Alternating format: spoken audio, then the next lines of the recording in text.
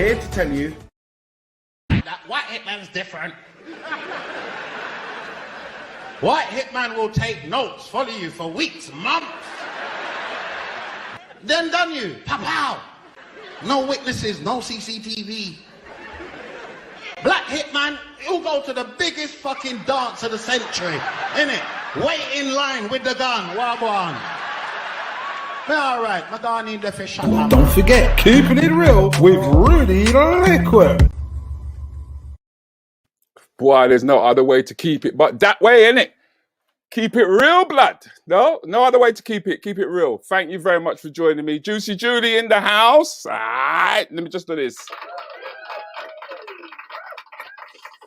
When I see my Juicy Julie, I know it's that my back is covered. That's all I know. Mummy T in the house. How you doing? How you doing, Mummy T? Good evening, Rudi and crew. Universal blessings to everybody. I love that. I love that. Universal blessings. Yes, Kaz is in. Right, the Rants and Brants crew are all over this, man. Let me just give some of it. Yeah. The rants are here, man. Leisha, you're finally. What's she saying to me? What you said to me, Leisha? You're finally here. I've been waiting. Sis, listen, man, I had to track this brother down. I had to track him down. It's not easy. Greetings, Paul. How you doing, man? You come as Paul tonight. You're not Stingo. You're not Stingo. You're not Stingo.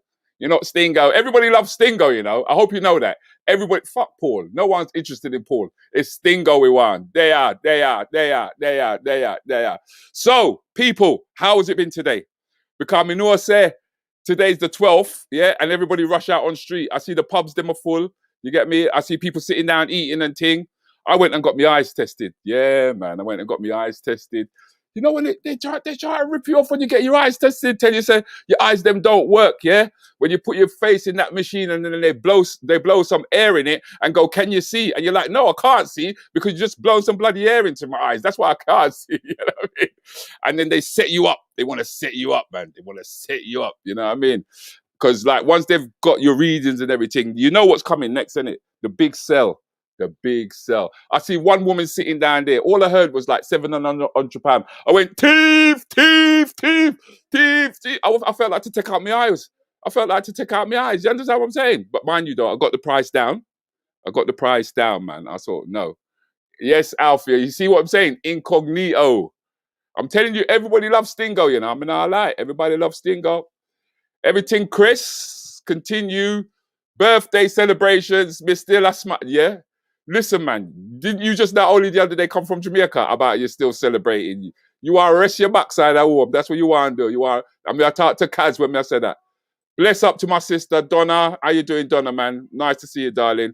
Don't forget, you know, once we lick an hour, you know, we are going over to YouTube. So, Rants and Bants, if you ain't got that down, something wrong. Yeah, something wrong. Coming I want nobody miss none of this. None of this, because this is going to be... Well, we're talking to a legend. Do you know what I mean? We're talking to a legend. So we might as well keep it real. And we might as well just keep it moving. Let me introduce the one and only Danny.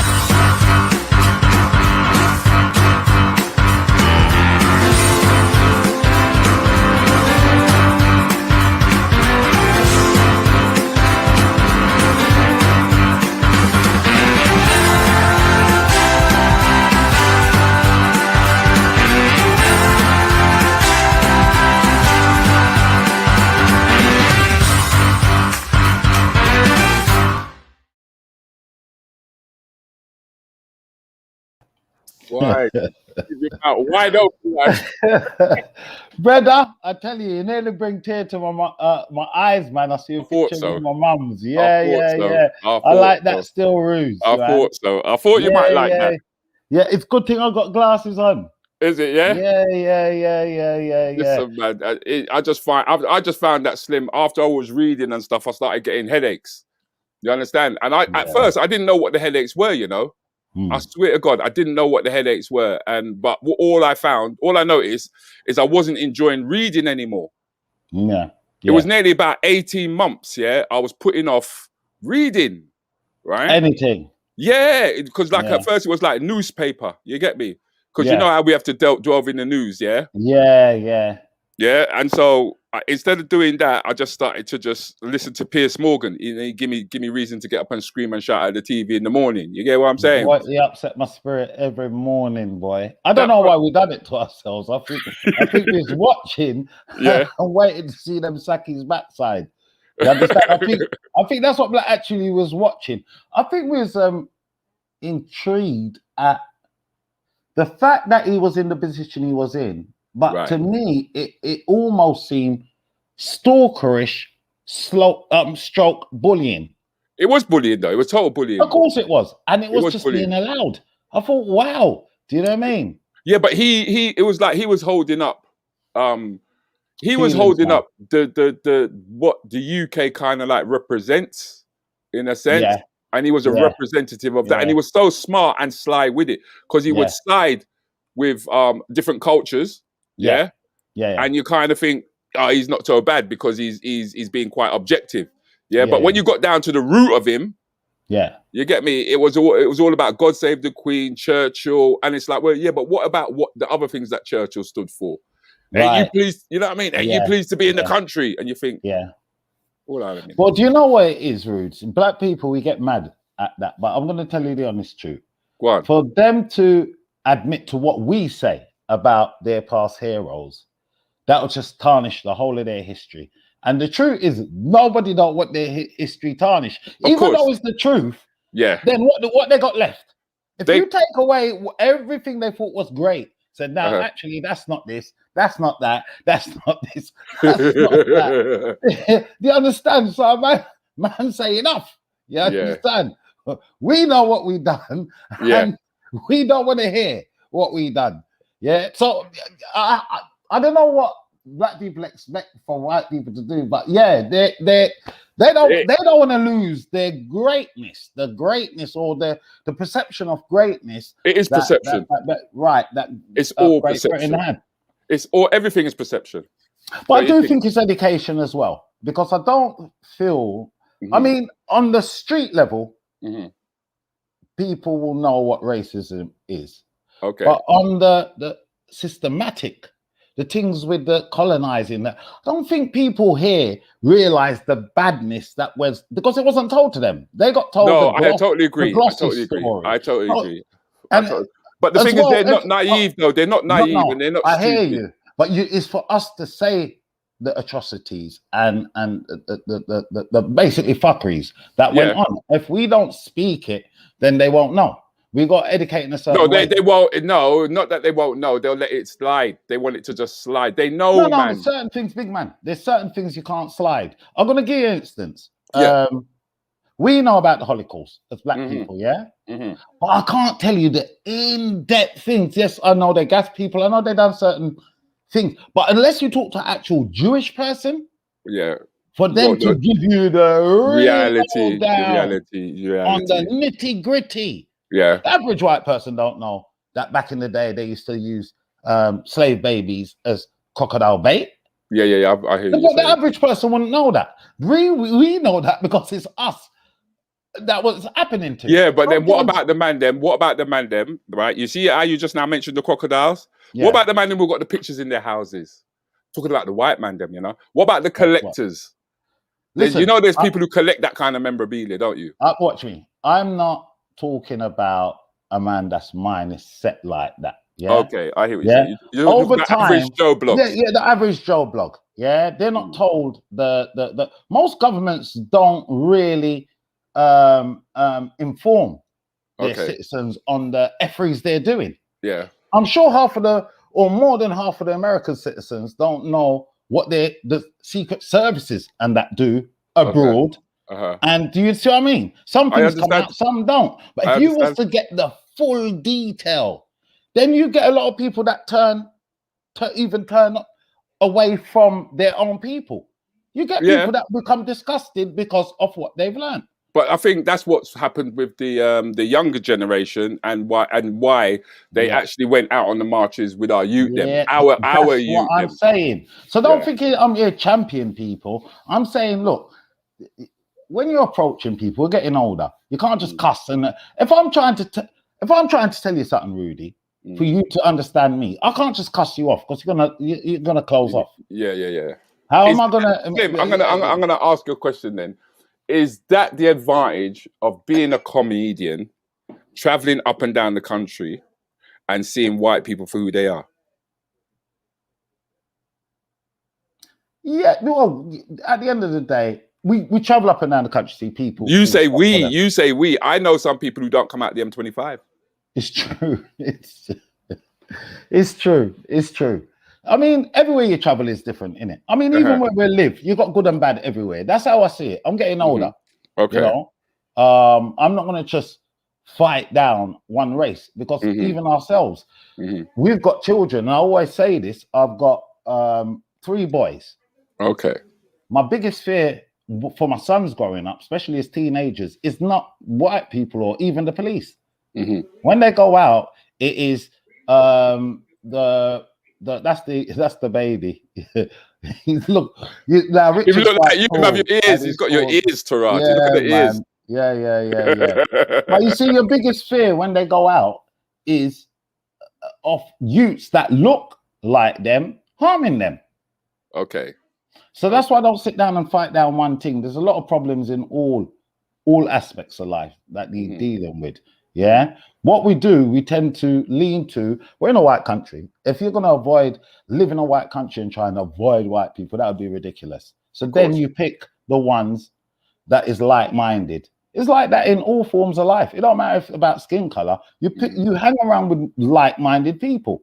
If you're on your hustle, doesn't matter if another guy's the same color as you. If he ain't on his hustle or his waist, man, you might not spar with him. True. That's got nothing to do with color. That's to do with the mentality. Your mentality.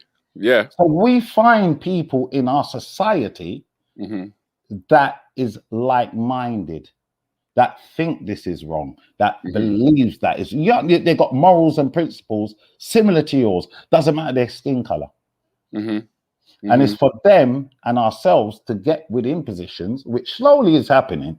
Yeah, without a shadow of a doubt. To make change. Plus, as you said, the younger generation are actually growing up and thinking, hang on a minute, is that how you lot used to go on to them?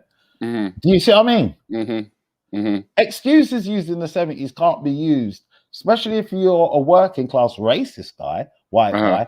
You can't use them excuses back in the 70s when the next door neighbor's got a better car than you. You tell your kids, he nicked it, he's selling drugs. Back in the day, that's what it is. Not that your dad's a carpenter or a skilled plumber or a skilled something. He nicked it. That's the excuse. They nicked it. They didn't get it fairly. That lets me off the hook. Okay. And that's what I like. You know, that's what I like about your comedy, to be honest with you, is that you don't tell jokes. You actually don't tell. You talk life, and you make a lot of comparisons with what it was yesterday to what it is today. I mean, I remember when we did Harrow Art Centre. You did Harrow Art Centre for me, and you was talking about the blue stamp that we used to have to use to send letters, right? You know what I mean? Yeah, and the blue little air thing. But that's how it was. It's the way that you bring the memories. You bring the memories onto the stage, and you start creating pictures. You know what I mean? To remind people about what it was like back in the day. I mean, I've got a classic. We love to reminisce, Rudes. We love to reminisce. I've got a classic example of you sharing such a memory with everybody. Yeah, like right here.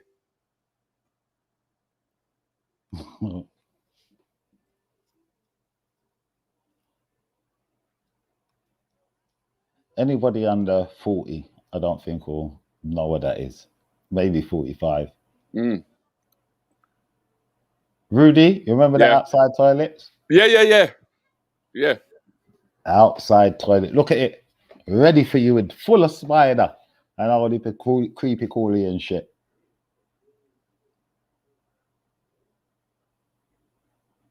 You ain't gonna get sound on that.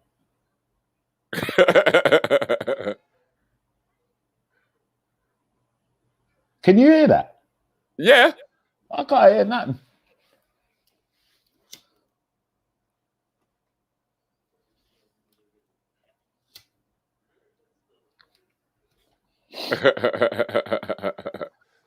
So what, you couldn't hear it, Slim? I couldn't hear a thing, but I know. Obviously, I know the set with the You know the picture. set. I know. You know the set. I know Let me the just set. ask them lot in the comments. Could you not hear that? By the way, I'm hoping that you guys all heard that. You know, you got quite a few people, loads of people shouting at you at the moment, Slim. Yes, Donna Yeah. Ben. Is that from Broccoli? Yes, he size. Yes, Julie Juice. Yeah, Big up yeah. yourself, Miss you. Sharon Spice. Big up yourself.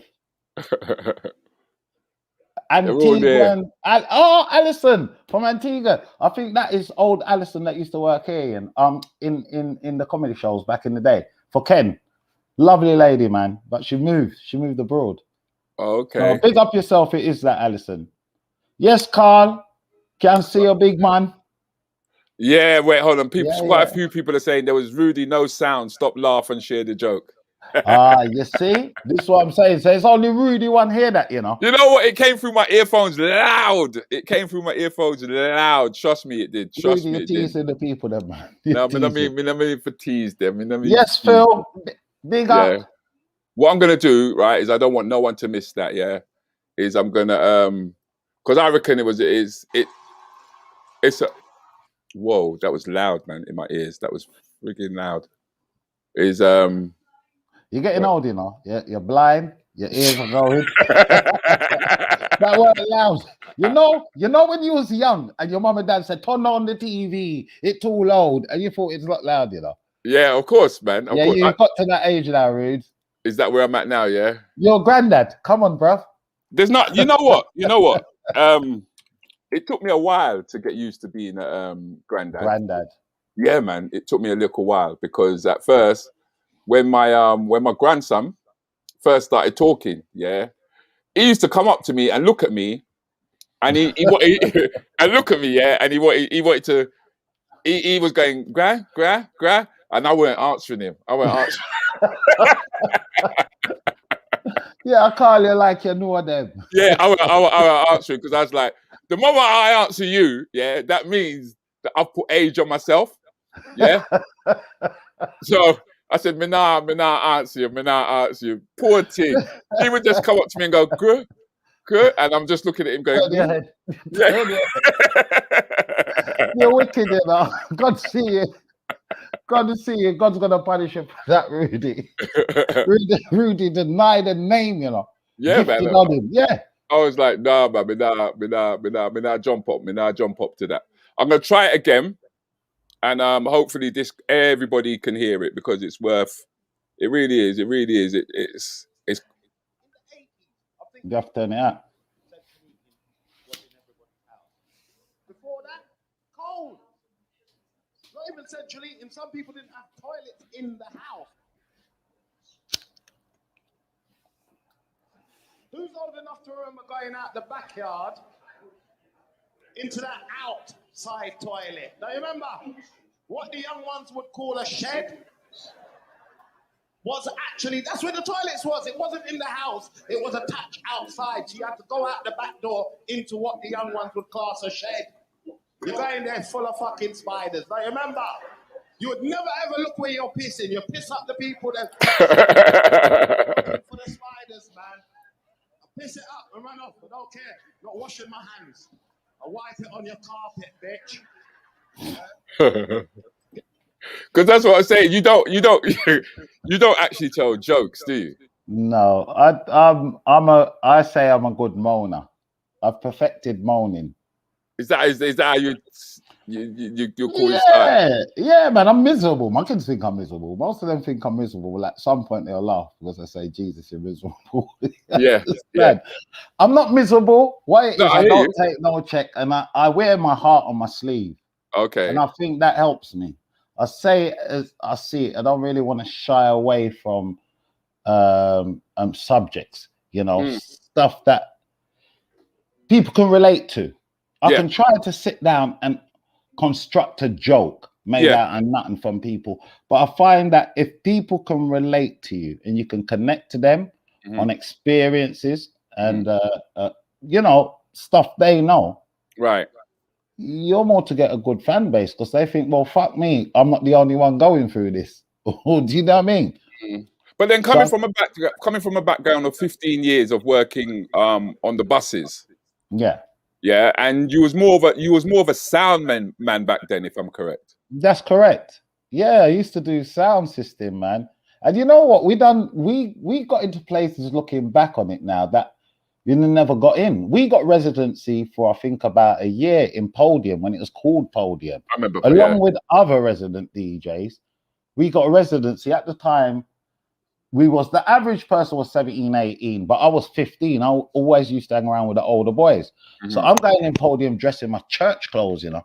See, the blazer, the shirt, everything I got is for church. It weren't for no nightclub. See. But you know, and so I got great experience doing the sound system. Limelights, that was used to be in Crystal Palace. Mm-hmm. Right. We had little resident. I think that was 6 or 8 months residency, nearly a year there. So we moved around. Dougie's nightclub. We played at Night Moves. We played at. So yeah. And then then comedy came along. So how did the comedy come along? Comedy came along through Curtis. It was a summer that Curtis is from Brixton.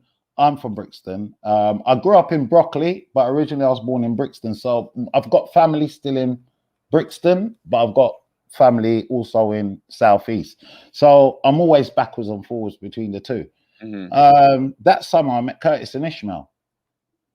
And I'd known of them through Blouse and Skirts. Right. No, that's before the Real McCoy, sorry. Real McCoy. Okay. Through the Real McCoy, sorry. And we just started to hang out. They invited me to a comedy show up in Liverpool, it was. And it was like Liverpool. They just, on the whim, man, you want to come to a comedy show. So I thought wicked. It's a couple of days later, and we left and we went up there, and I was just blown away, bro, because it was like Felix Dexter, Leo Chester, Robbie G, Eddie Nestor. It's just like all big names that me as a 21-year-old. Hang on, let me think. Yeah, I was about 20, 21, because I'd met Curtis when I was about 18. So this is a couple of years later. Because I met him when my boy. I go by the age of my kids, when I meet people. That's what I use. So, you use it. And I remember what age I was, and I remember I met him. So, they invited me to a show. Went to the show, blown away. You're sitting down there. I don't know if you knew comedians before you actually became a comedian, but when you meet, when you go to a show and somebody else is performing, sometimes you're looking around. You're not even watching the show. You're looking around at people, how the audience is reacting to the vibe. Right. It's the vibe, blood. It's the vibe. And it's the vibes. And I felt proud of them. I left. I said, boy, you lot ain't fucking easy. It was a wicked show. Came back down, and Curtis and Ishmael split up, unfortunately. And Curtis started a solo career. And he done a one-man show in Hackney Empire as his first one-man show by himself. To come out. Yeah, that's I was there that night.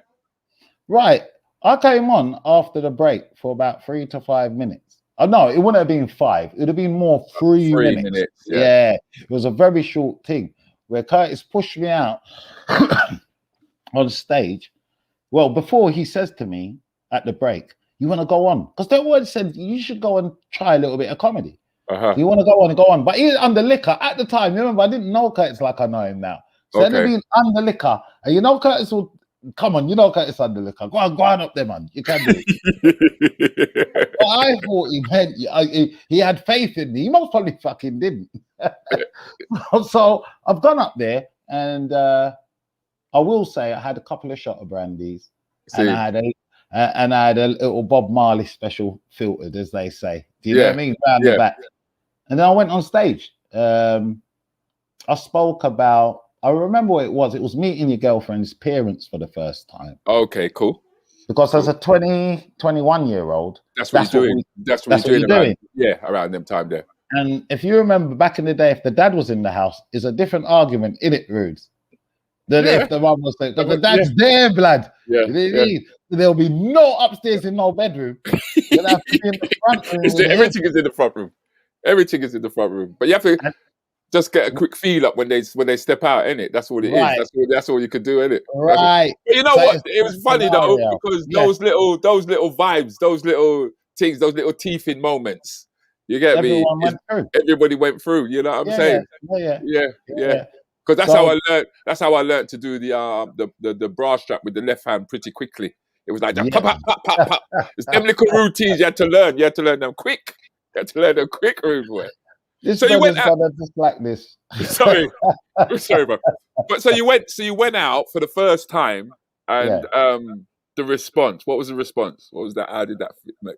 Because Do you know what? It was wicked.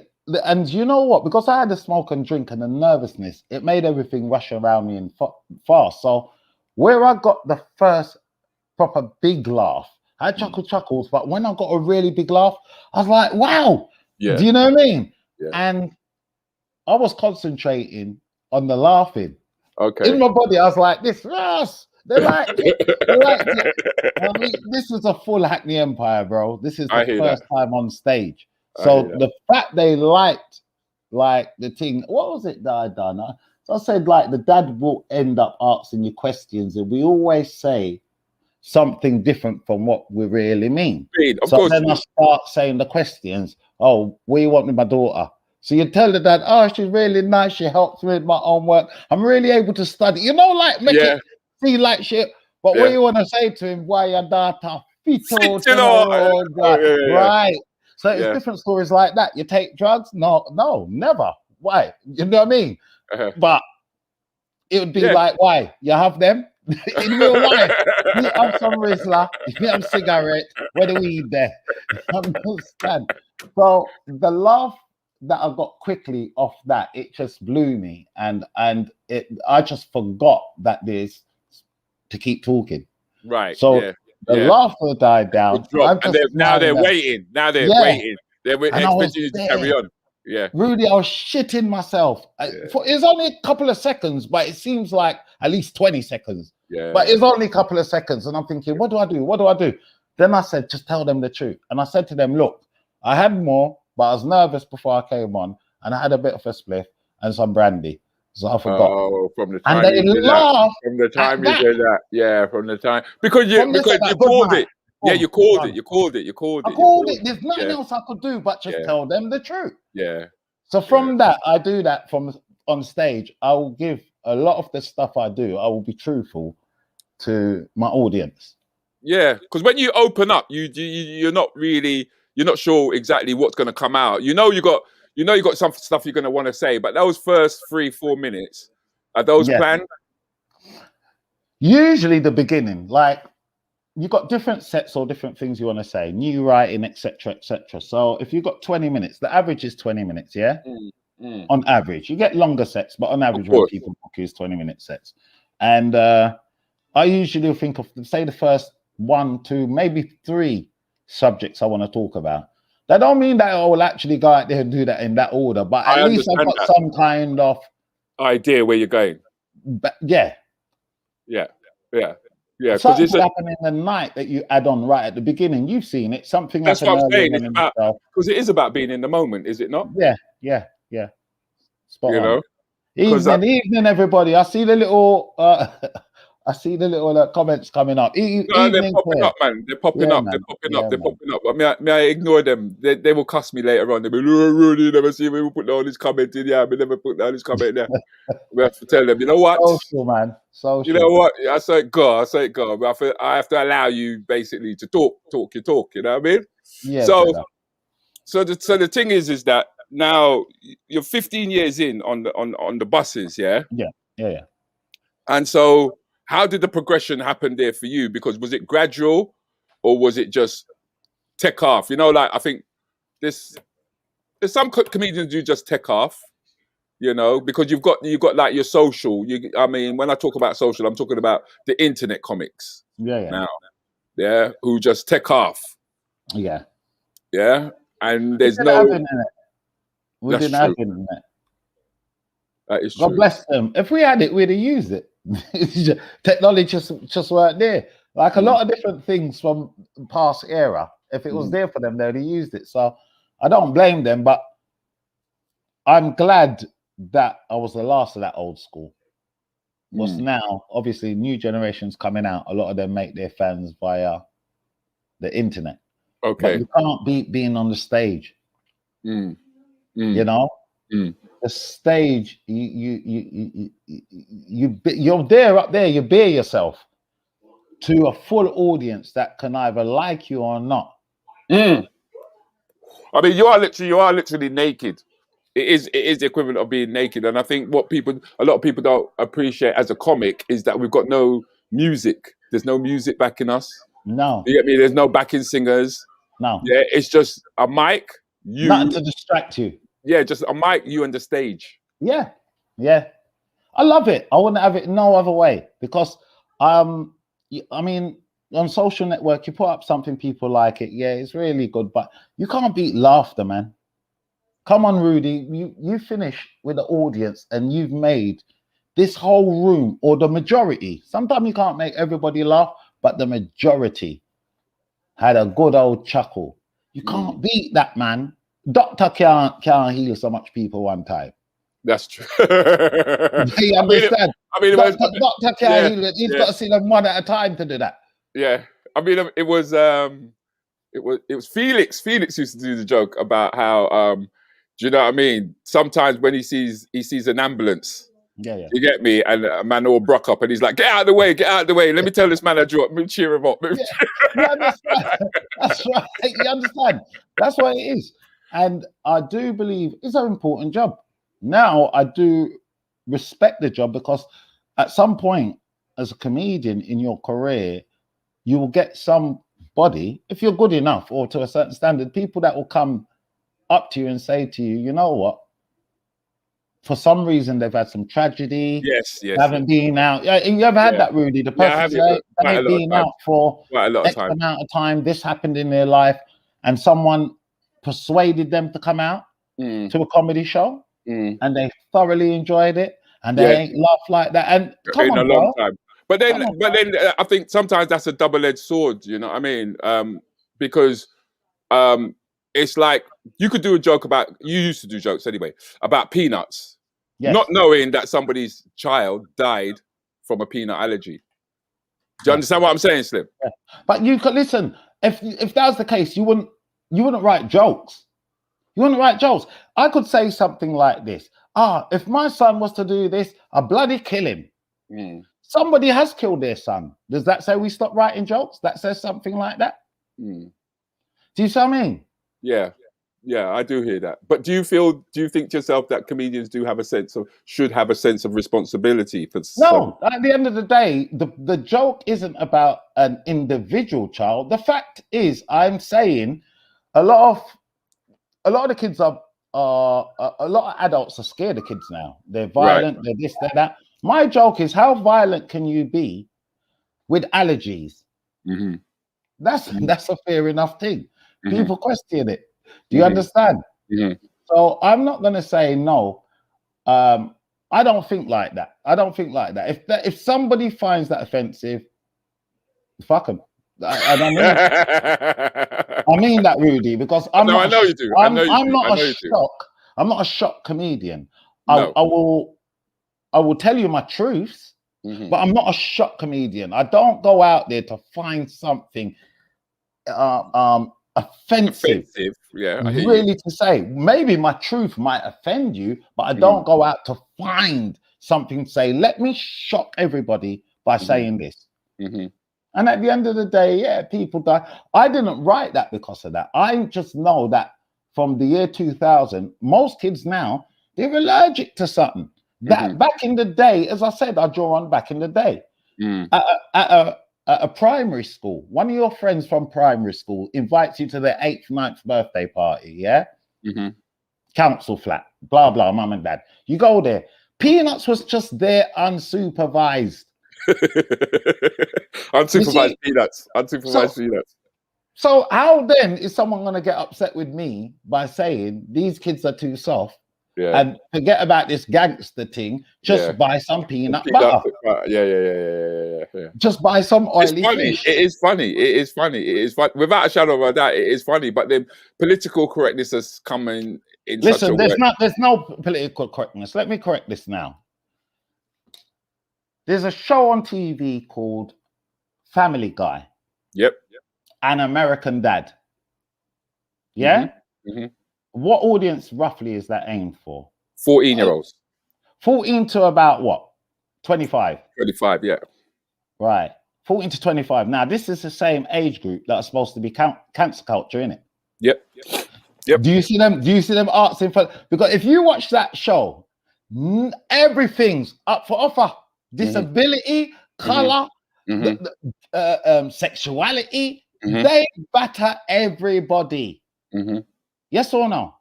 Of course they do, but there's Why no. ain't they been cancelled? Why ain't they been cancelled? These you just said the same 14 to 25-year-olds say are the cancel cultures, the one that get upset every time. These are the ones who are getting upset, yeah. Hold on, but they watch it on cartoon every day. You remember this thing's been going on from they've been growing up, and they ain't cancelled it.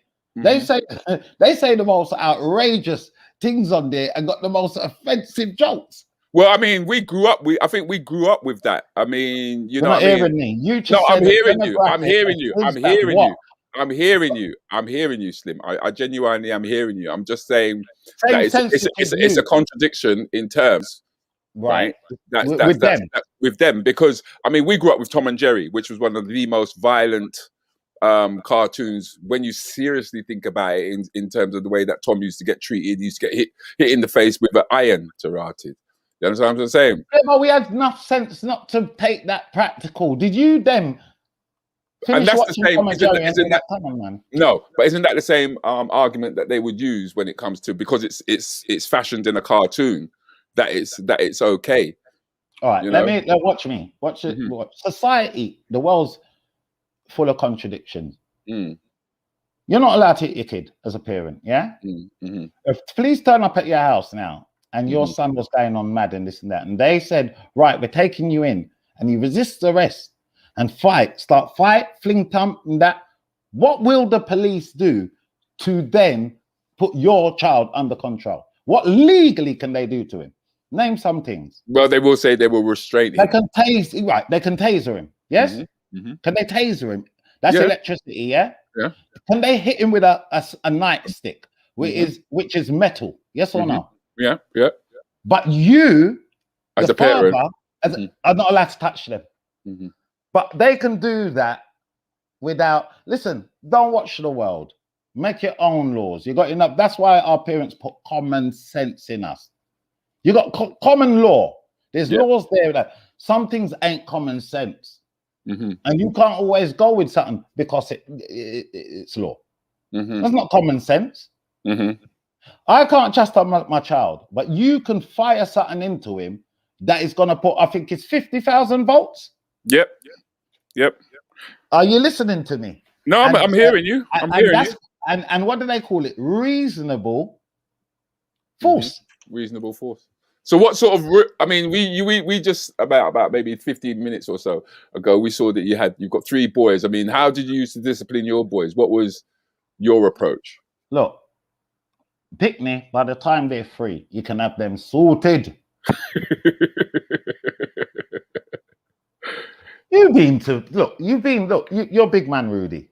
Most of the viewers are big people. Yeah, they are. Growing up, you've been to households where the mum and dad ain't got no control, the kid don't listen, and then youths where they don't mess with them. They don't mess with no one. Aunties, no one.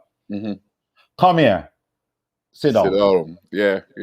That's it. And he's only 2, 3, and you see him go and do it. No question.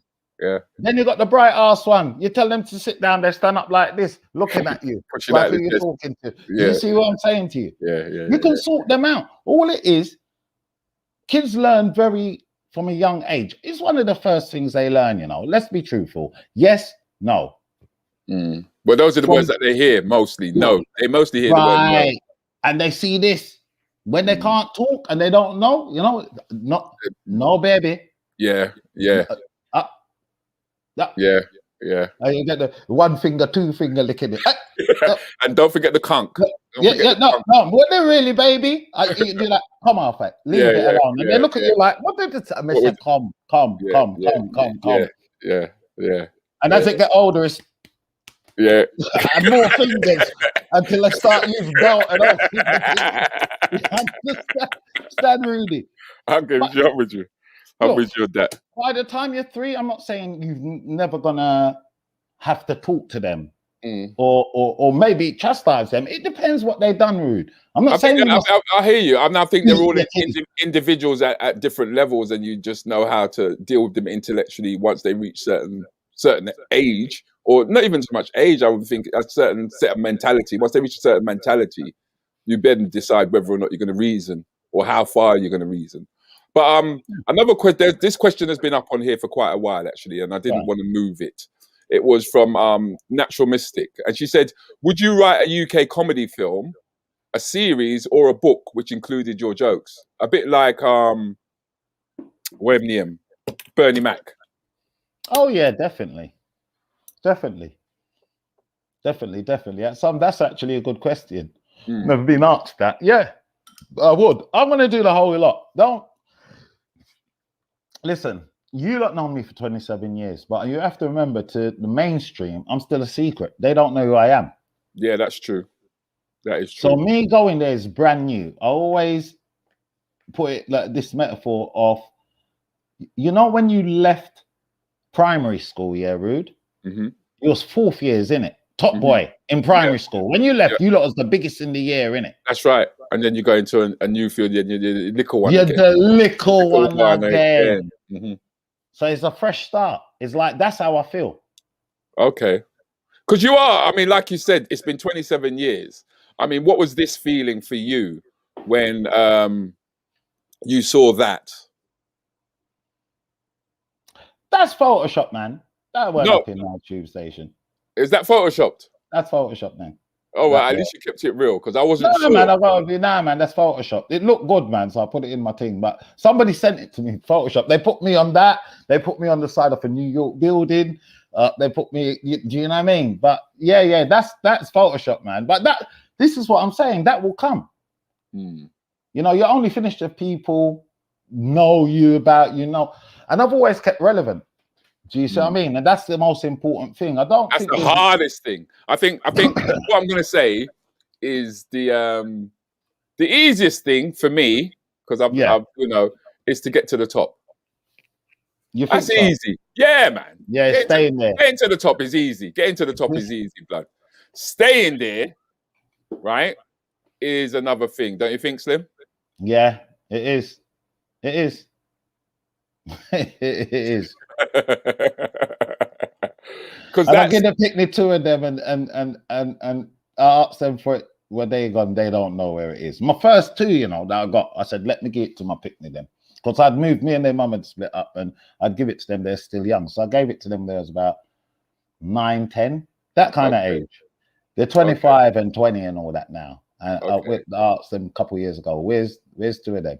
Yeah, the very first one I got, a black one, and another. They don't know. Because I mean, you were 9 times. You got 9 times win of the Black Male Comedian. Yeah. Comedy Awards. Yeah. That did. I'll tell you, Slim. That fucking pissed me off, blood. Why? Do you know what? I'll tell you the honest truth, Rude. I'm not. No. Wait. I'm joking with you when I say that. No, I know that. I know that. Cool. I didn't set out to. I've always liked making people laugh from young. Yeah, I didn't have to join gang and blah blah. I could hang around with who I want. You had bad man in the area, you had this in the area. You could spar socially with who you want, whether you see them in the youth club or whatever growing up. I didn't have to pick no side, no legion, and I like that. Being funny, you don't have to pick no sides with nothing. You notice that, Rude? Yeah. No, well, no, because I was not that guy. No, you were a rude boy. Yeah, you were that guy. Yeah, I weren't that guy. Yeah, I weren't that guy. I wasn't a bad boy, you know. I weren't a rude boy, bad boy in that kind of sense. Believe it or not. But, yeah. I mean, I was quite a serious brother, to be honest with you. Quite a serious brother, in truth. You know what I mean? Yeah, but I wasn't. No, I wasn't even the bully boy. I didn't have to be. This was it. I was the guy who had the common sense. That's who I was. You know what I mean? So I could just drop a man with a few words, right? And that's it. Yeah, that was it. You shut up. Fuck off. Come out my face, that idiot, that dickhead, right? Whereas I mean, you were the youngest. Yeah, You know what I mean? in my family. Yeah. Right. And you know So, what? I had an older mum as well. So right. I feel quite calm. And my mum was a church woman and all that. So really, there was no need for me to get into. There's no need really for me to get into no real trouble. And do you know what is strange? I don't know if other people who came, who are born in England, but they got Caribbean parents or African parents. I didn't want to bring no shame on my mum. I thought she came from abroad to come here. My mum's proper clean living, proper clean living. And I just didn't want to bring no shame on her. That is one of the reasons. Two, I'm claustrophobic. You know, yeah, man, I didn't want to bring no. My mum had me at 44. Right. You see what I'm saying to you? My mum had me at 44 years old. So by the time I'm 10, she's 54. By the time I'm 20, she's 64. She's like a lot of people's grandmas at that age. So I didn't want to bring no shame to her, man. Yeah, she's a peaceful living woman that had a good name in the neighborhood. You know what I mean? So for me then to bring shame to her, and it was her one struggling to do her thing. You know? Yeah, but my thing is, where I'm going with this, in a sense, is that because you were the baby, you were the younger one. That's where you used to take the fucking piss. Obviously you're spoiled, because by the time didn't you hear what I said? By the time she was a certain age, she tired. Yeah, a 10-year-old getting beaten by a 54-year-old is different than a 33-year-old. You understand? Mum's only got about 4 or 5 strokes in her, and then she died. You see what I'm saying to you? So yeah, but I don't know. I think all younger ones are spoiled in a certain way. I think parents get tired. My youngest ones, I'm a bit more lenient with. I'm not saying where discipline's concerned, but you're tired. You run through number one, told that fucking idiot. Then the second one come along. And then the third one, and then no man, I'm tired now. I'm tired. As long as they don't burn down the house, go on with what I'll go on with. That's how you feel. Because you're spending more time now that your children are a lot older. You've got more time to yourself, if I'm correct. 100%. Because after the kids, I looked after my dad. Right. For 8 years as his carer. Yeah. And obviously I had help doing the job I'm doing. You know, I had to have a little help. So, you know, I had 2 close friends, 3 actually, that would come and check on him if I weren't here. And yeah, so now Pop's passed age 93, 2016. Yeah, I remember that, because that was the night. Remember that night was the night when I opened up the comedy base. Yes, which was meant to be a hub for all the comics, and everybody was there apart from you. Do you remember? Yes. Pops went 93. Yeah. Good innings, man. He was born 1922, man. Good innings. You understand? But yeah, after I looked after him, I realized kids are grown. You done the duty as a child to care for your parents, because these younger kids are not looking after us. I'm telling you that, Rudi. No, they're not looking after us. Invest in Android, robot, AI. You know that thing? Can I serve you? Invest now. You understand? They'll be around in the next 30 years. You understand? You already got sex doll like that. So it's only a matter of time before you can get a servant like that. I'm not relying on the picnic then. They're not that generation. You can see they're not actually. You can see it. I've noted it, and I've, you know what I mean, I'm very much aware. But I still feel it for them, because I think our generation was the last of, and we're not even getting it anymore, of a decent pension. I mean, when you let go of London Transport, you realise you let go of the pension, yeah.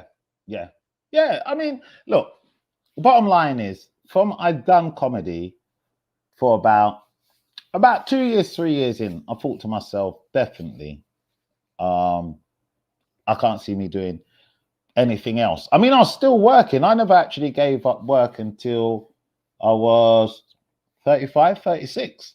Okay. Whoa, I didn't know. I realized that. I used to drive buses, or I'd do some kind of daytime job. Up until I was about 36. That's got to be tough, though, isn't it? That's got to be tough if you've got to be 1 minute. Hear me out. 1 minute. You know what I mean? You're in Hackney Empire. You understand what I'm saying? And you're killing it, and everyone's watching it. And then they go and see you on Tuesday, stacking the shelves in Tesco. That's fucking hard. Yeah, but this is the thing. That's how it is. Yeah. I didn't mind. I got my kids to feed. If the black circuit can pay you a certain money, yeah.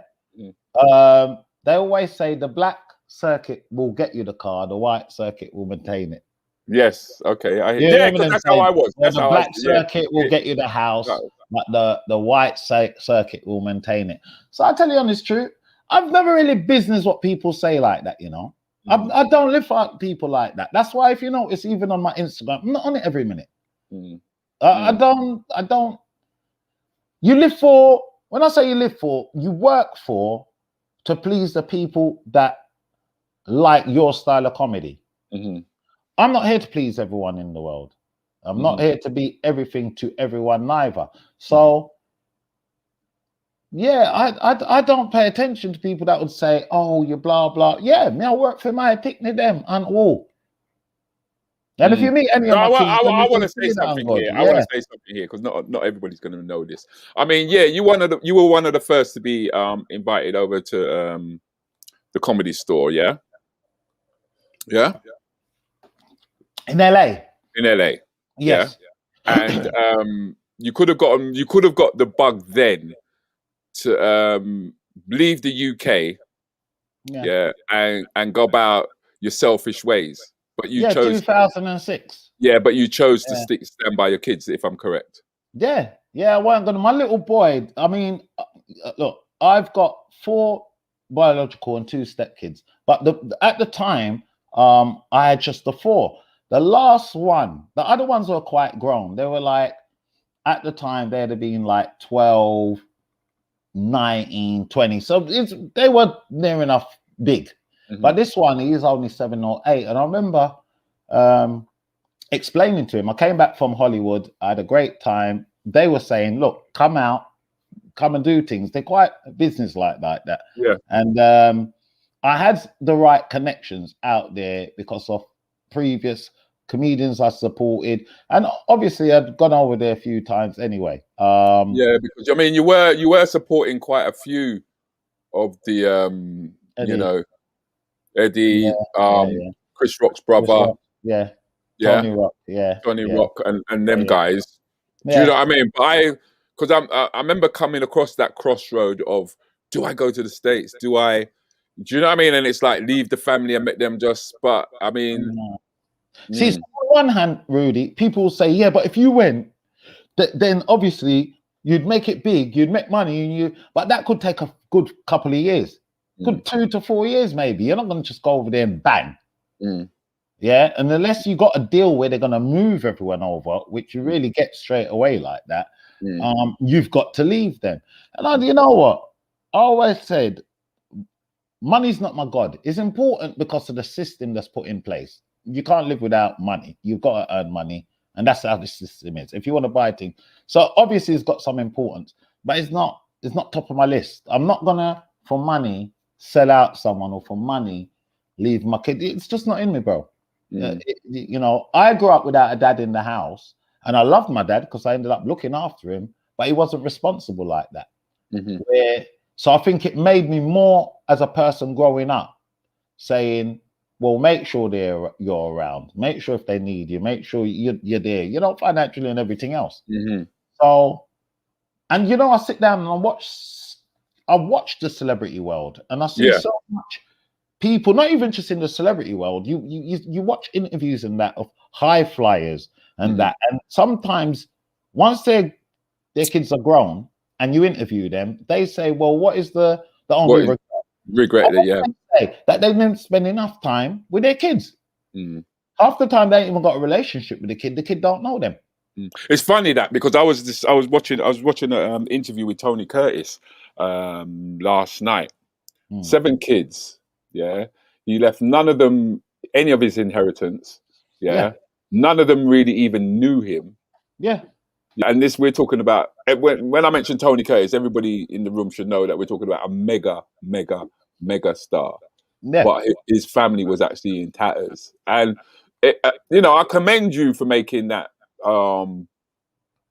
that decision when That you just did. should be automatic. If you become, watch me, the minute you become a parent, doesn't matter what your dreams and aspirations are. And I'm not saying you mustn't follow them or give up on them, but your youth's got to come first. The truth is, now your kids are big, Rude. Now you've got big kids. You realize their childhood is only a really small part of their life, innit? Right. In the scheme of things, all right, for instance, my dad lived to 93. So take away 16 years out of that. That's all you got. If you're going to live a long life or your child has a long life ahead, you've only got to sacrifice to grow them. Only a small part. Do you see what I mean? Of your life. So I don't know. I was willing to make the sacrifice. You was willing. You made the sacrifice, Slim. This is what I'm trying to say. Yeah. You actually made it, and I just done what was in me. So you think about it, and I just said I can't leave him, and he cried and said, "Oh, I'm gonna leave him," and that upset me. I thought, I can't leave you, man. Most people don't know I cuss the kids, but I have a really good relationship with my kids.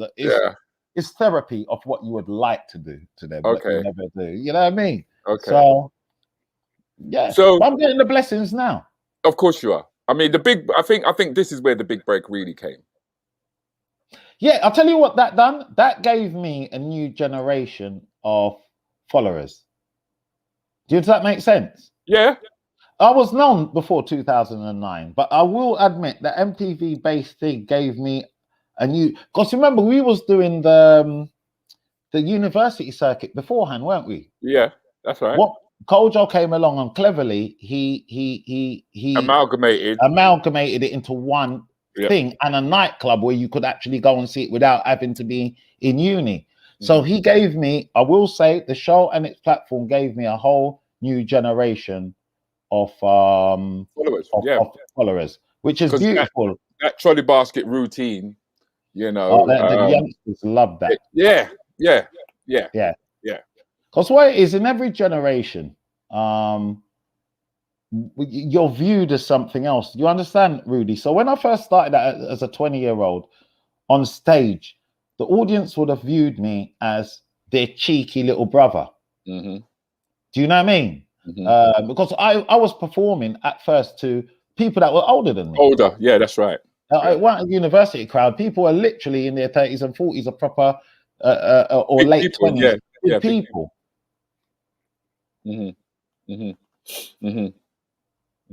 I don't know where the careers. Rudi, that's just me. That's all I can say. But a lot of people say, "How do you do this? How do you?" I don't know, bro. It's a gift. It's a gift. It's a gift, and I've managed to harness it on the stage, and I'm just grateful that. I mean, I've been doing this 27 years, and I thought about it the other day. I said it to my kids. I said, "You know how long I've been doing this?" I said, "I've been doing this the same amount of time Nelson Mandela spent in prison." See. Nelson done 27 years, innit? Yeah. You see what I mean? Yeah. And they're like, wow, you know what I'm saying? But basically, out of my kids, 2 of them were born when I wasn't a comic. The rest of them was born with me being a comedian. They don't know me really doing any other job, especially the youngest one. Okay. So it's been a hot second, man. It has, but then you've cultivated a lot of respect amongst the peer group, you know, because what you've never done is you've never held your status over them or made them feel inferior in any sort of way, you know. But what was your relationship with Richard? Richard, look, me, Richard, Jeannie Ashere, and Toju are class of 93, 94. Because we all started off between those years. I would meet each other at different competitions. There was a guy in Brixton, Danny. I can't remember what his surname was. Yeah, that's Dan. The Danny that he's making reference to is Kwaku's cousin. That's correct. I can't remember what his surname. And I used to do the comedy show in what's the church in Brixton? It started off there at first. St. Michael's. Michael? St. Mark. I can't know. St. St. Matthews. The St. Matthews. village. St. Matthews, Yeah. the village. Yeah. Yeah. No, the church right in the middle. Yeah, of Minor. Brixton. Yeah. I mean, we're talking about Womiaga Win. We're talking Yeah. about Cabaret. We're talking about the Black Comedy Club. Yes, that's We're correct. talking about, it's one of the houses of Black British comedy. Yeah. It housed all of that.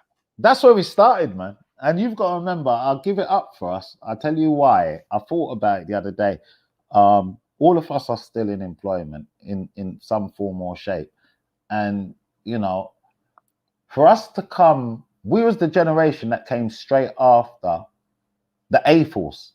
Right. So that's Angie. The real McCoy, sorry, not the A-Force, the real McCoy, because Gina was part of the A-Force. She weren't known by that at that time. So we're talking the real McCoy days. Mm-hmm. So the real McCoys had all these wicked stars. Plus they were performing live. You could go and see. Yeah, that was thanks to John Smith. But you could see them live. Now we had to follow, without that TV exposure, these new black comics that are from ends, and we didn't do too bad, I don't think. No, they gave you a good platform. That's how I interpretate it. You get a good platform, but this is the thing. Once you're given a platform, it's for you to prove yourself. Minasino, you hear me say no? So I'm saying no, I don't mean that. I just mean across the board. Yeah. Because sometimes you get promoters like that. Me, blah blah. But no, you gave me the chance, which I'm grateful for. But if I went up there and done shit, you would not give me another gig. That's how it goes. That's true. So you've got to thank the person for the opportunity, but then you've got to prove yourself. To do the job. Yeah, I could get you a middleweight fight, championship fight tomorrow. Yeah, there you go, Rudi. You're in. Then you got to prove yourself, innit? Mm-hmm. Get the opportunity, prove yourself, man. And I think that's what we've done over time. As I said, myself, Jeannie Asheray, she's over LA, kicking it up right now. Yeah, I mean, we're all extremely proud of her. I mean, she's moved on to the point where she's actually got a social voice now. Yeah, that's right. You know, that's correct. You know, and that's I think that's one of the beauties of comedy, in that it can actually do that. It can actually make a change. But I think it's a question of what people actually want to get out of it, if you follow what I mean. Out of what, social commentary or out of the comedy itself. You could either want money, you could either want fame, you could either want women. You know what I mean? It's a question of what is it you really want, or what is it you really desire. And it's funny talking to Jefferson and Whitfield. You know, they never really, like yourself in a sense, there was no intention to reach the heights that they've actually reached. Them man, they're skilled, man. I weren't skilled. Do you understand? You know, you say, I'll pick me out here to you. What skill you think? Say, you think I had a diploma by then? Yeah, you had a skill in something. You had a skill in something, bruv. And you know what I mean? 4 picnics later on, you find out what your skill is. You understand what I'm saying? That's what I'm saying. But when I say they were skilled, I think they was in good jobs already. Like, they were in jobs, but not only that, they were coming from the background of the church, right? And getting up in front of the congregation and singing. Yeah. Whereas people like yourself and Kwaku were raw in the sense you was getting up in front of an audience more or less straight away. I mean, do you remember having to do gigs like this? Oh yeah, man. Yeah. Comedy roast. You know. Yeah. We've done every gig, man. You know, which was which was like a battle than it was than anything else. Yeah. I mean, come on. I'll tell you what, it's when you write out a CV, that's when you realize exactly the extent of what you've done. Sometimes because this year comes, that year comes, and the years pass quite quickly. Yeah, it just slides into another. Yeah, so by the time people say, "Oh, do you remember 2007 when you done that big?" and you're talking how much it is in the house. So it's when you write it out, write it down as in front of you in writing, that you say, "Oh, all right, yeah, well, I ain't done too bad." But as I said, I'm 27 years in. I'm still getting bookings. I'm still in demand. Right. I'm still writing. I've still got one-man shows ahead of me. As I said, this job isn't age restricted. No, I think you thing. actually season. I think you've got more to say. Yeah, because you're older. As you get older, you've actually got more to say. Yeah. I mean, we could talk about your one-man show that you did at the Hackney Empire. Mm-hmm. Yeah, because was that the one that you took to Edinburgh? Yes, I did. Slim in Wonderland. Mm. Yeah, I done 2011. I done it in Edinburgh. I think it's 2009. I done that one, though in Hackney. Or did I do it 2011 and bring it up the same year? I think I bring it up the same year. Okay, because what I'm gonna do is I'm gonna show everybody a clip, right? And then I'm going to be leaving Facebook. Okay, I mean, yeah, I'm going to be leaving Facebook. I'm going to be going over to YouTube. And how you do that? Because last time you disappeared, I mean, I don't know where you did disappear. Go. Is it? You didn't know where I disappeared? I saw me do it. Then call me Mr. Elusive. That's what I'm calling Mr. Elusive.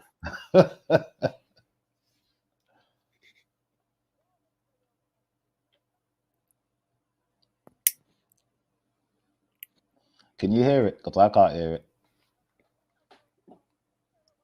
You can't hear it? No. Can you hear it now?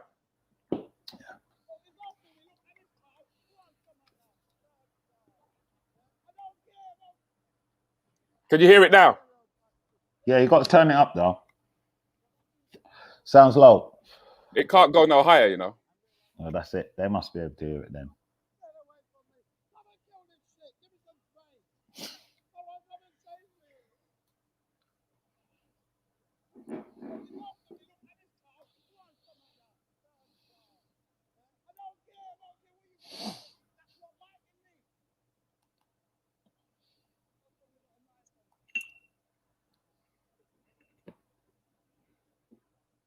Oh God.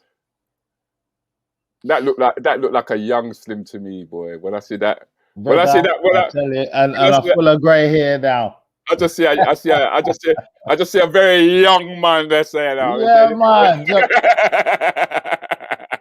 Look at those eyes. Yeah, man. I must have been about 30 something then. Yeah. There's a good couple of years. That must be 13, 14-year-old picture. So we not look too bad. I mean, I got too much waist size, so I'm good. Oh, it's true. Right, Facebook on a gun. I did warn you. You lot gone now.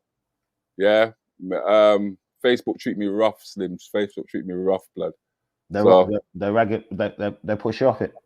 They're ragged, man. Facebook is ragged, you know. So why don't you do YouTube instead? No, I do YouTube. But the thing is, when we first all started getting into the old social media thing, yeah, it was Facebook that did come forward first. Yeah. So you started building up your following. Yeah. In there, you get what I'm saying, and you know you've done really good. I mean, Instagram you got 16.5k, in Facebook you got 11k, in Twitter you got 11k. So for somebody who's saying that you don't really follow social media, you're aware that it's something that has to be part of your arsenal. Yeah. But what it is, I don't want to live on it. I want to balance. Do you watch the film The Matrix? Yeah. That's what I see. Okay. You plug yourself into something. All right, you're not laying down, you're carrying it around with you. But Neo plugged himself into shit in it, and he was in there for. People's died now because of that. Seeing. Do you see what I mean? Caroline Flack, she took her life in it because of online, all this online bullying and all that. That is because you're in that world too much. Listen, you see when I post something, don't get me wrong. You might look at the comments the day after, see if it's going all right, if people like it. After that, I don't look at that shit there again.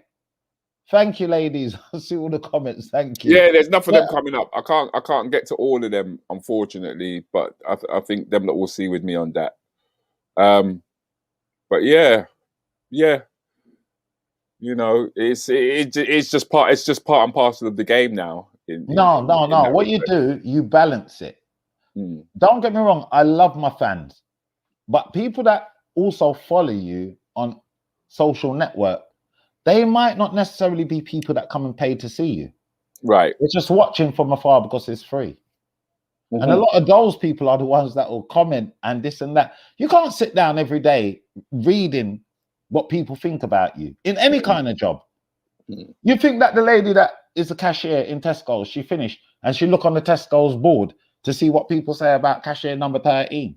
Do you see what I mean? That wouldn't be good for her mindset. A person don't personally tell you as well, you've dealt with 150 people for the whole day, and you go on to look at your branch to see if people said they like you, if people that's madness. Okay. It is.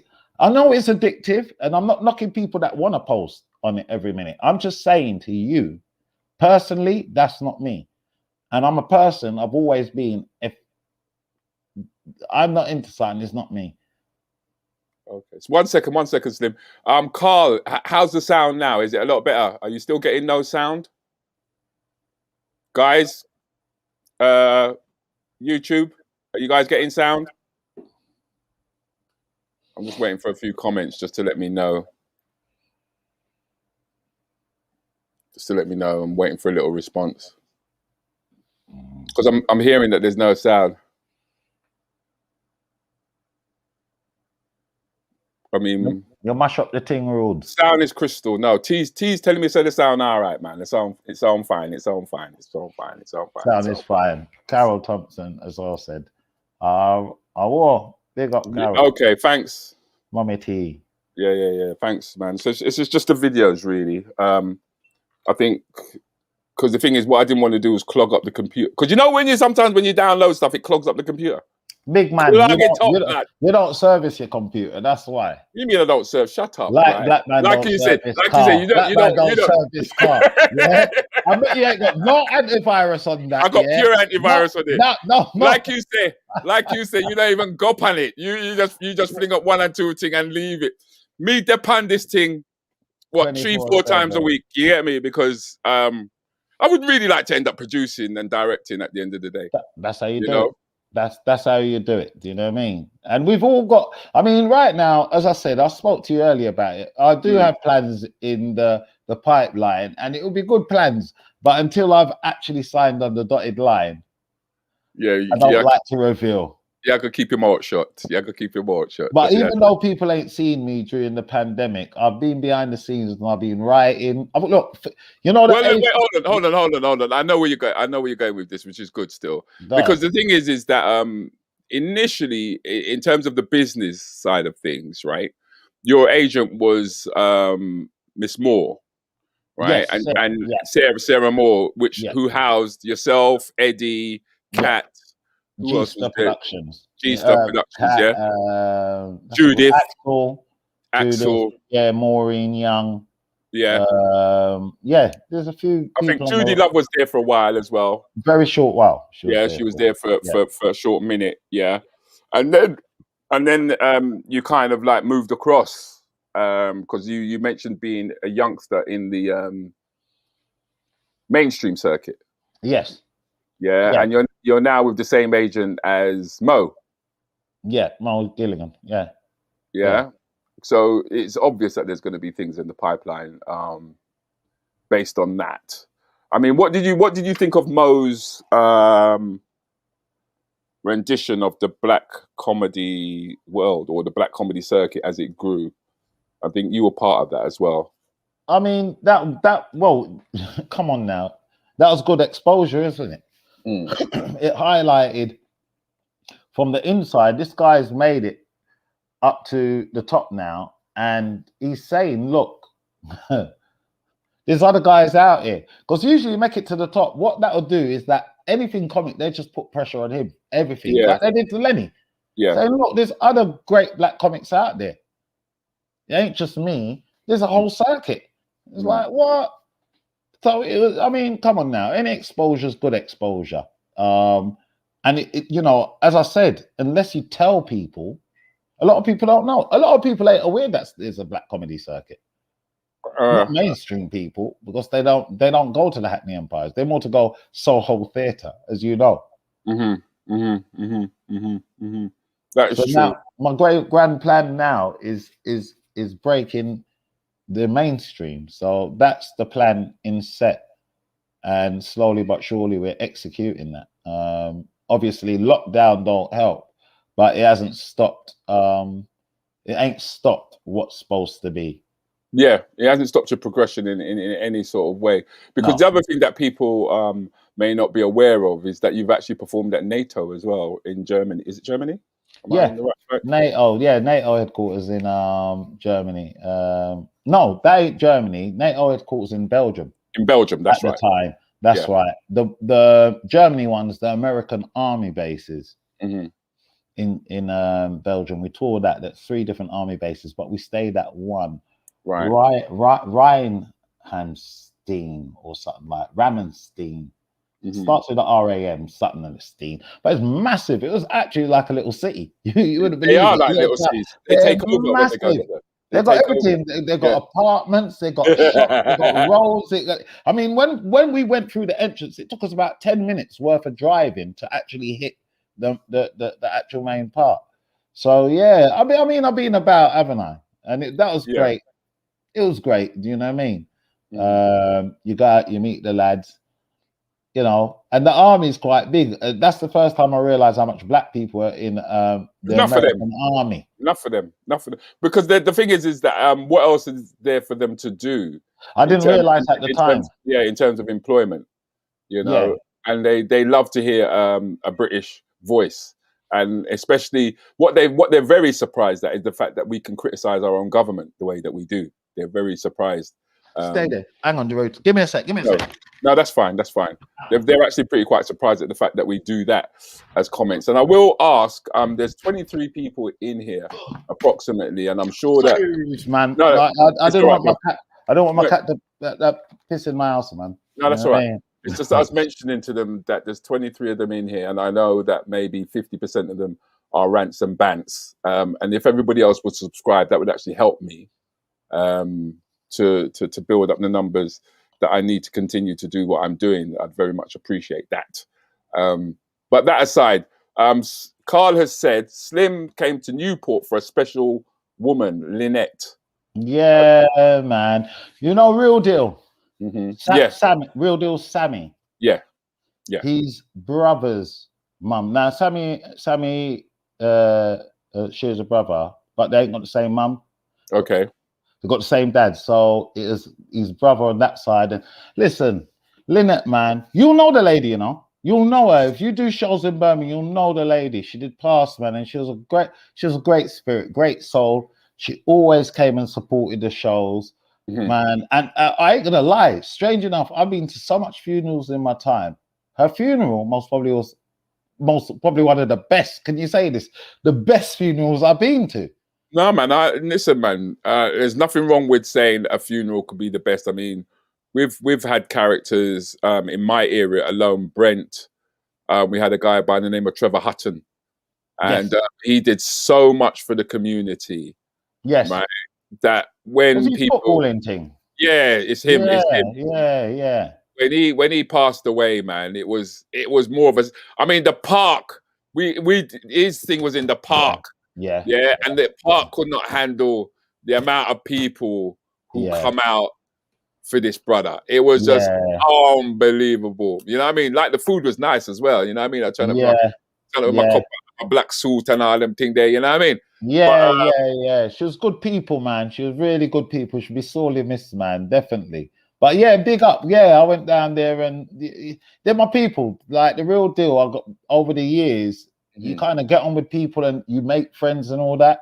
And Sammy and his family. Yeah, well, I mean, all due respect to people like the Real Deal, because they were the ones who actually helped. I mean, Birmingham is massive when it comes to black comedy. Yeah, right? Definitely. Without a shadow of a doubt. But definitely. When it came to crossing over with the different cultures, the white side of things, Real Deal are responsible big. They are. And they themselves, along with Kennedy, Harmony Productions, are responsible for bringing over, again, a lot of international comics. Do you know what I mean? So not only you get us, but you get a taste of international comics without the price of an air ticket to go and see them. Yeah. Well, Slim, man. I don't know, man. Big up Chantel. It's yeah. Chantel there. I forget our shot. Not a real deal, you know? No, but yeah, that's what I'm saying. Herself That's why first, yeah. she knows. She knows. Yeah, I mean, yeah. people know who they are. You know what I mean? People Yeah, know who they are, and we know who the genuine followers are. You know what I mean? And a lot of them are actually in the room. So I mean, I swell them head. They know. They don't know who they are. You know what I mean? Listen, without them, I ain't got no work. I need people to talk to. So every single person, I swear to you, I'm grateful for all my fans because, you know, as you know, I'm not on TV like that yet. But the 27 years is counting. There's people that's come pay their tickets and come out to watch me live. So it's my job. You pay that money to give you something that you can at least say, well, yeah, man, he was worth the price of the ticket. And that's where I give you your dues, because it doesn't matter whether it's 3,000 or whether it's 10. You still get the same performance level out of you. Yeah, it's the same energy that you give, isn't it? Yeah. Look. The Edinburgh Festival. Now that's a gamble. Now, if you haven't been at the Edinburgh Festival, viewers, it's like a whole area. It's like drug dealers all in one area, and they all got the same weed, and they all tried to sell it. Yes or no? Yeah. Or they got different strains of weed, but they're all selling weed in the same place. They expect you to spend your money for their one. But you got about thousands of them walking around saying, "You want it? You want it? You want it?" Yeah. So number one, you have to sell your show. Basically, you've got to go up there and sell your show. You got your venue. You got to go out there every day and literally hustle. It's a hustle because people don't know who you are like that. You know, it's you know what? It's good for the experience. It's humbling. And it humbles you. Because no one don't know you. You literally have to go up to, and there's a lot of tourists in it. My name is blah blah. What do you think? I'll come tonight, 7:30, day in, day out. For a month I was up there. Yeah. And you get numbers that come in. I've had 30 people come in. I had 3 people one night. Yeah, and they were a family. A mum, a dad, and their 15-year-old daughter, but they were from Holland. And one of my jokes at the time was the set of me having my accident when I broke my hood. Okay, yeah, I remember that. I remember the set. So I know that I've got to do this 10-15-minute set thing now with, now I knew the mum and dad's legal, but the girl looked young. Yeah. She looked 15, so I'm sweating it. And say, how am I gonna? So I'm trying, but I didn't want to think too hard to fuck it up. But they didn't look upset. They were laughing, this and that. They felt actually it was like a personalized show to them, which it fucking was. It was. There's only 3 of them. Yeah, it was. I think they actually liked that fact. And I done the hour, same energy. And after they came up to me and, you know, said that was they really enjoyed that. And I did say, look, your daughter, sorry about that. Oh, no. We're from Holland. Yeah, so you got to remember that. They said that. I said, you got to remember that. You got to remember that. You got to remember that. They're a bit more liberal, and it wasn't gutter. It was more a medical. No, but you don't do gutter though, Slim. No. You don't do gutter. You don't do gutter. I give you your dues. I mean, I'll go there. Yeah. Do you know what I mean? There ain't no fucking line as far as I'm concerned. I'm going all over the gaff, right? Yeah. But you don't, and you're respectful, and I think that's another reason why you've been in such high demand for that. Like you said, you're not a shock jock. No. Do you know what I mean? You're not gutter. I curse out of spirit. I don't just go out just swearing for no reason. It'll be put into context. In context, yeah. If it deserves a curse word, I'm cursing. But that I can take curse words out of sets.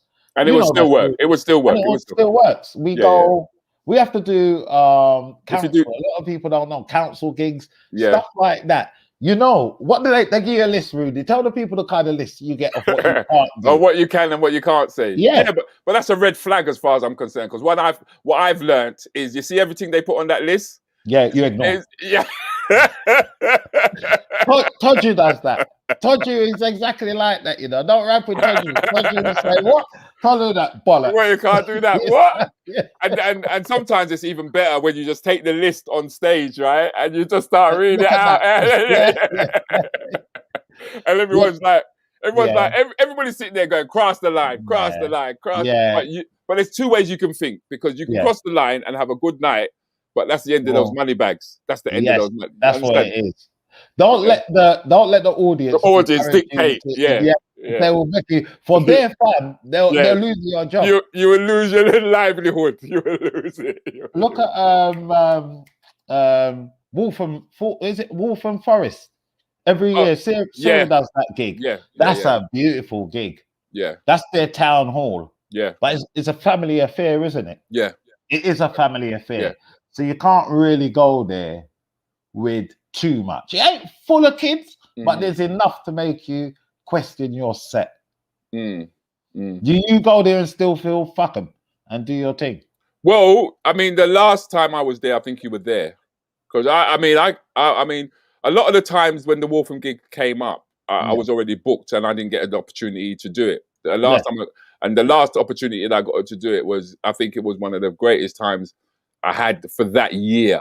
It's brilliant. It's absolutely brilliant. That year, I mean, was it about 1,200 people in Dessa? I think I met Donna Ben there. I met quite a few people there. But I mean, for me, it was refreshing to be able to say what I wanted to say, no holds bar, and know that people would get it. Because like yourself, I don't tell jokes as such. That's right. There are jokes in there, but I talk, right? And I think, as like you said, the generation that you came through at a time just as comedy started to find its feet, because before that it was strictly in the dance hall. It was in the pull up the record needle. And, that's right. Well, we've done a couple of them, but that was years ago. Those kind of gigs were like hard work kind of like thing, you know what I mean? But once comedy kind of found its way and it found its own market, and people actually wanted to come out to the art centres, they wanted to come out to the theatres. Yeah. You know what I mean? It started to mature in that respect, which was a great thing. But I know that, like you said, you know, you've got things in the pipeline, things are happening. Great things, but I just ain't signed on that dotted line yet. But it's there. Do you know what I mean? UTC's been doing a great job. UTC is up the creek. Up the creek, yeah. They're originally a comedy club in Greenwich. They're still there. And operate. But they went on to artist management.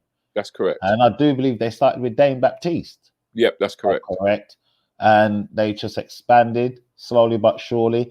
One thing I've got to champion them for is they're mainstream, but they sign acts of color. Yeah, but let's keep it real. Culture, and I love them, but they've seen the niche, right? They've seen the niche. They've seen it. Day, watch me. Right now, there's no one out there championing it, and that's how I see it. Yeah.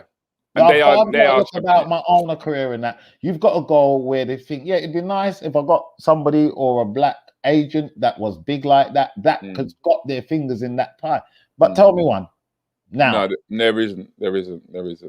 So how do I then break that barrier? You've got to, and I'd rather somebody, you say what you like, but you got other big name ones. They sign you and they put you on the shelf. I've seen over the years. That's why I didn't. Why do you think I didn't sign with none of these big other ones beforehand?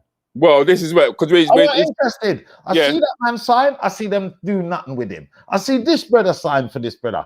I look 2-3 years. They ain't done nothing with them. And I think you lot are signing them like, I think it was a very English formula. Buy the business so it's not a threat. Yeah. That's like Chelsea. That's when Chelsea buy players so nobody else can buy them. You understand what I'm saying? You see where I'm coming from? But then I wanted to give them a little bit more in that we're talking about Avalon, we're talking about Off the Turb, we're talking about Chrysalis, we're talking about... Yeah, I know. Rudi call out them name. They just say some big name people. Rudi is right. These are these are the main players who produce the TV programs that we do see, and that's why you see the same the same Caucasian comics over and over and over and over again. And it's it is a bit like a pyramid, and it is about the money bags and maintaining and holding on to them, because we're talking about voiceovers, we're talking about films, we're talking about sitcoms, we're talking about sketches, and they keep it all underneath one roof. But I think slowly but surely, it's always a slow progression. But the main thing, though, Slim, is that you've joined me tonight. I've hit 1:30, 1.5 hours. And you know, it's about, like I said, keeping it real. And you've kept it as real as we possibly could. We're trying out. And I want to say thank you very much for coming on my show. Thank you, Ruz. You know what I mean? And sharing the time with us. I'm always going to say that you're a humble guy. We've only ever clashed once. And other than that, we've never clashed. I can't remember what that's for again.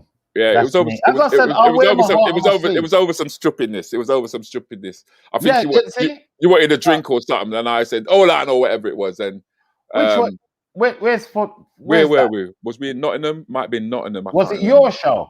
Yeah. Yeah, man. Get me a drink, man. You tight bastards. Yeah. You promoters are tight. I had about 20 minutes. I had about offer them. I had about four hats. 4 hats I was wearing on my head at the time, and I was like, "Slim could see what me I got through. Slim could see what me I got through." And you was like, "Fuck this, no! You've employed me. Where's my fucking drink?" And I was like, man, "Not even a water. Not even this. What I'm saying. I'm not talking strong drinking. Water." Listen, he ain't. He's talking brandy. He's talking the brandy, right? And he's talking about 3 sticker spliff. That's where my talk. Just stay there. You, Mr. Titus, spliff. But nah, man, the journey has been wicked, man. And like I said, we've watched each other. We've watched each other. Do you know what I mean? We've watched each other. And we've just watched. Look, we're still here, Ruz. You're not understanding. To be in any business 20 years, or even 15 is a long time. Come on, bro. We're our next big marker's 30, isn't it? Yeah, I'm pushing that, 30 years mark. This is what I'm saying, Ruz. And it's not easy to be in the same occupation where it's you and what you do determines how long you stay in the occupation. So you must be doing shit right, because we're both still getting bookings. True. And we're still got things to say. We still got followers, like your beautiful followers that has watched us. I was going to say listen in, but have actually watched us today. So thank you very much for tuning in. And believe me, I ain't done. I know you lot ain't seen me. I just took a year off. I tell you, we all took a bloody year out, mate. No, when I say properly, some people didn't. Yourself, you done webcams and all that. I done a couple of months of that, and I thought, you know what? Let me take a proper break. Yeah, I can readjust myself. So the only thing I'm going to say at this stage is I know your writing is going to be ahead of me, because I haven't been writing the same way. Your writing will be ahead. But me I go catch up, Slim. Me I go catch up. Catch up. Me I go catch up. So let me just let everybody know that next week, Monday, is going to be the last Keep It Real. I will be talking with Basil Mead, who put together the London Gospel Community Choir. All right, I'm actually looking forward to talking to him. I mean, that guy brought lipstick into the church, man. You know what I mean? That's phenomenal, to get black sisters to start wearing lipstick and makeup and get up and sing, and he took it all around the world. And he, you know what I mean?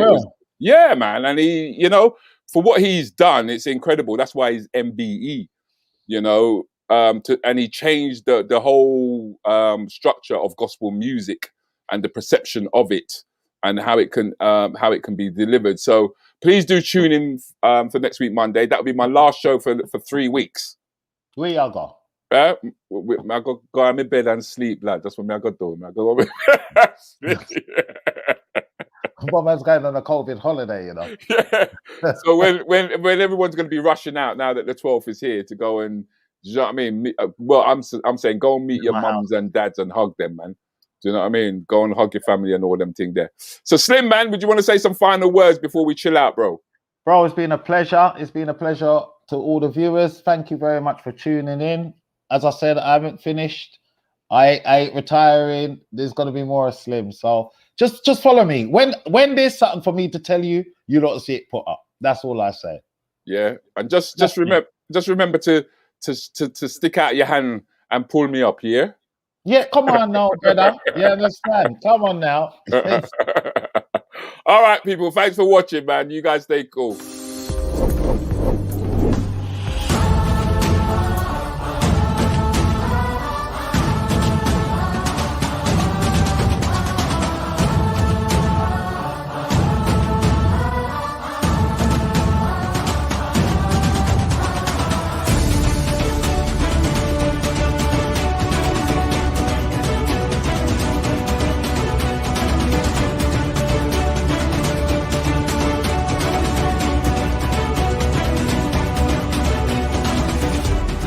Hello, folk. This is Basil Mead, MBE, founder of the London Community Gospel Choir. I will be in conversation with Rudi Lickwood on his Keeping It Real show on the 19th of April. Don't miss it. See you there.